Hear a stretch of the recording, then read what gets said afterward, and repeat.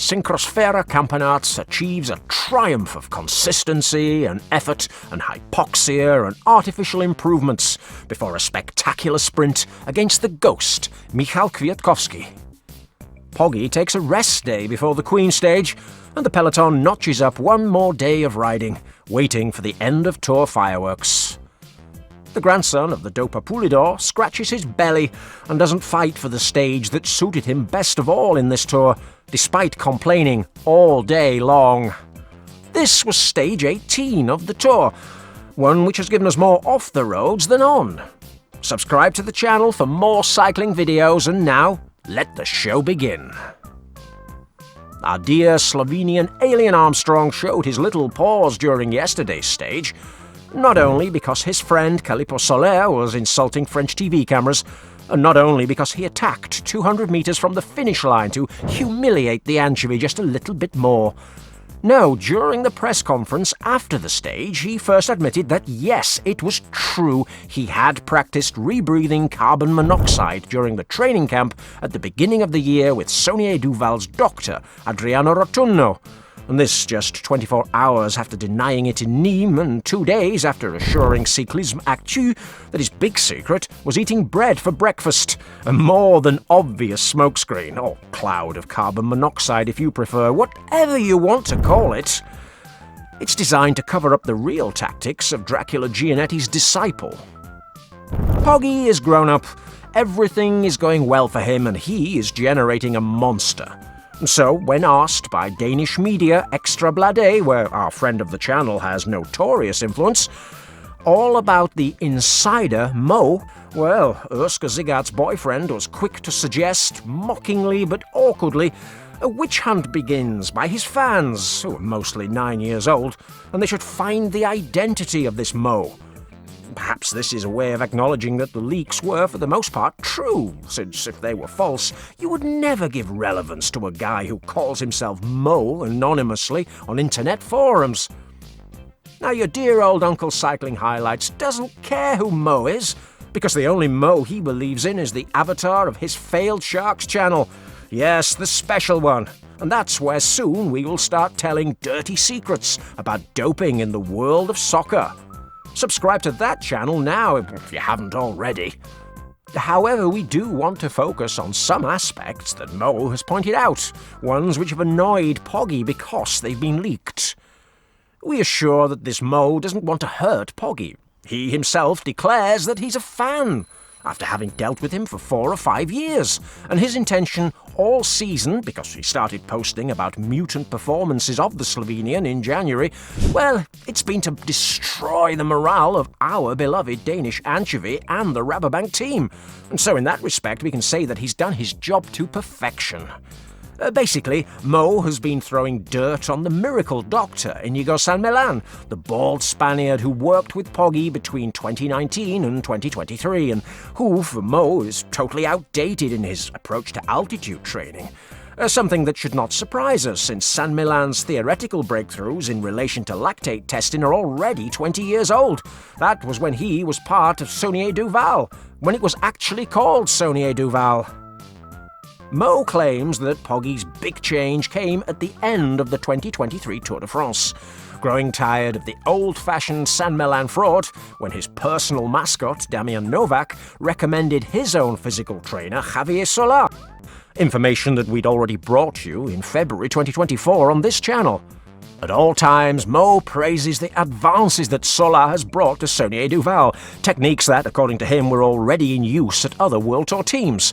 Core training, heat rooms to increase performance at high temperatures, and training with a personal trainer, Alexandre Bachili, in Monaco, to improve his aerodynamic performance on the time trial bike.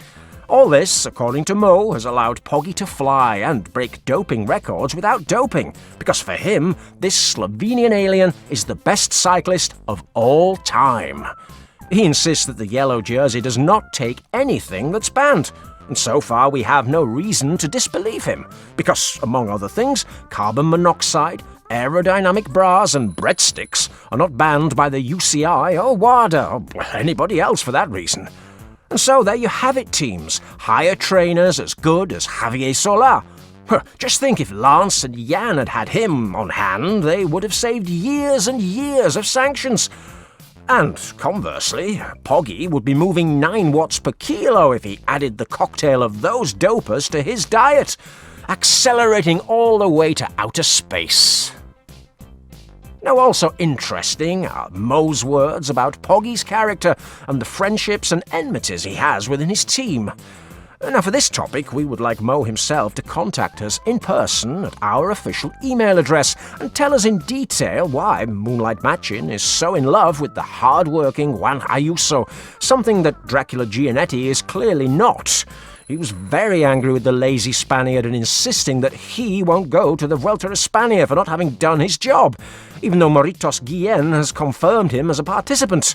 Well, we could ask why Jay Vine, the video game cyclist whose palmarès is ridiculous, placed next to Pogi's, and who was supposedly signed as a simple gregario in the Saunier Duval structure, well, why he's jealous of a guy who's won 4 Grand Tours and 6 cycling monuments. So, pass this video on to Mo, if you can. We'd love him to get in touch with us so that, if he wishes, which we doubt, he can tell us all the interesting tidbits about the internal power dynamics in Saunier Duval. Mo, we're ready to listen to you.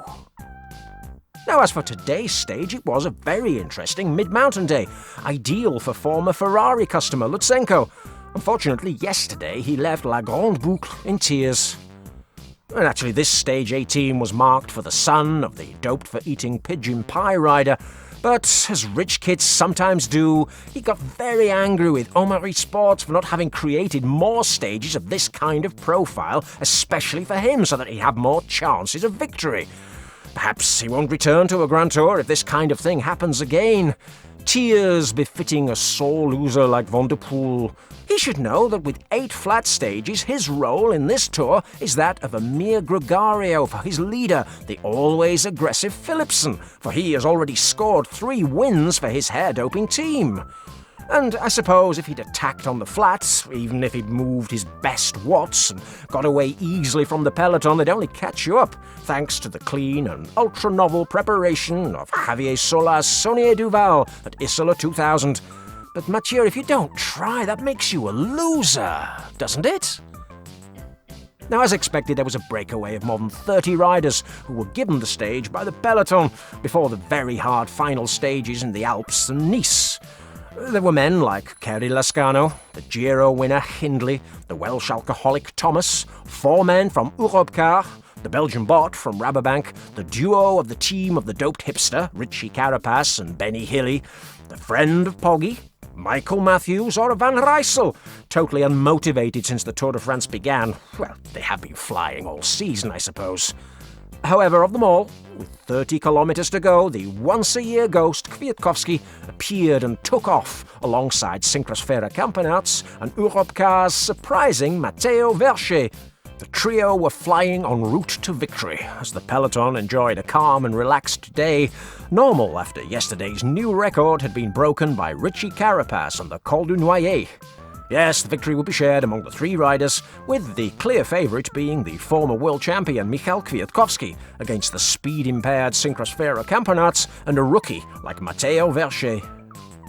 However, the Pole totally underestimated the new powers obtained in Spain by the Lotto rider, and in a very smart way, he effectively got the first victory for the Rabobank team in 2025, just slightly ahead of time, with an absolutely impressive sprint with 200 meters to go, leaving the French rookie and the Polish ghost totally stiff. A well-deserved triumph for number 1, 2, 3, who arrived at 120% of form at this tour, and he has fought for his dream. Congratulations, Kolobnev. Congratulations, Campeonatos. The pack arrived 15 minutes behind the winner, and Steph Kras managed to get into the top 10 of this Tour de France, raising the middle finger to Javier Eraso. A good day for cycling. Now, tomorrow is the Queen stage. Follow it on this channel. And of course, while you're here, you see that video on the screen there? Yes? Yes? You'll love it.